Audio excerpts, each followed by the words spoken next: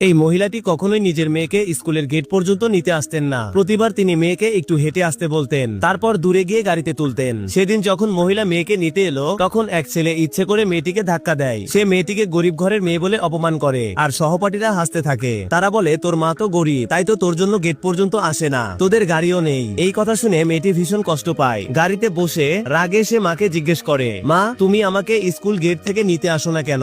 মা হাসি মুখে বলেন, বাবু, আমরা আমাদের সম্পত্তি লুকিয়ে রাখি। যদি সবাই জেনে যায় যে তুমি সবচেয়ে ধনী মানুষের মেয়ে, তাহলে তুমি কখনো সত্যিকারের বন্ধু পাবে না। মেয়েটি তখন মায়ের কথার মানে বুঝে যায়। এরপর সে ফোনে মায়ের একটা ছবি তুলে বাবাকে পাঠাতে চায়, কিন্তু ভুল করে সেই ছবি স্কুলের প্যারেন্টস গ্রুপে পাঠিয়ে দেয়। ছবিটা দেখেই সবাই সেই মহিলার প্রশংসা করতে শুরু করে, কিন্তু একজন অহংকারী মহিলা, যিনি নিজেকে গ্রুপের সিওর স্ত্রী বলে দাবি করতেন, তিনি হিংসায় জ্বলে ওঠেন। তিনি বলেন, এই লাক্সারি গাড়িটা তো আমার স্বামীর। তারপর তিনি আর কিছু মহিলা মিলে সেই গাড়ির কাছে চলে আসেন, যেন প্রমাণ করতে পারেন যে আগের মহিলা মিথ্যে বলছেন। মহিলা যখন দেখলেন গ্রুপে শেয়ার করা গাড়ির ছবিটা আসলেই তার নিজের গাড়ির মতো, তখন তিনি অবাক হয়ে যান, কারণ সেই গাড়ি চালাতো মাত্র দুইজন ড্রাইভার। তিনি নিজের ড্রাইভারকে জিজ্ঞেস করেন, গাড়িটার যত্ন নেয় কে?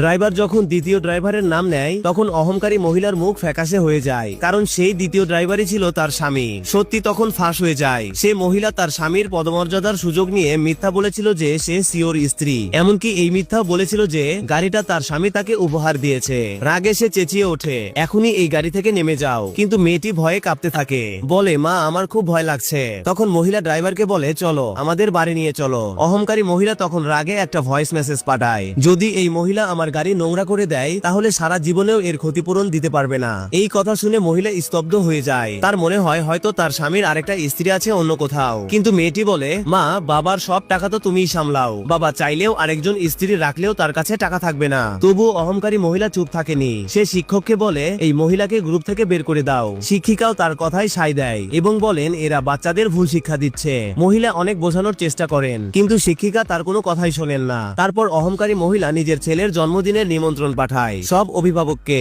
কিন্তু শুধু ওই মহিলা ও তার মেয়েকে বাদ দিয়ে। কিন্তু মহিলা যখন দেখলেন পার্টি হবে গ্রিনফিল্ড ভিলায়, তখন কিছুটা সন্দেহ হয়, কারণ তার মনে পড়ে যায় তার স্বামীরও একই নামে একটি ভিলা রয়েছে শহরের বাইরে।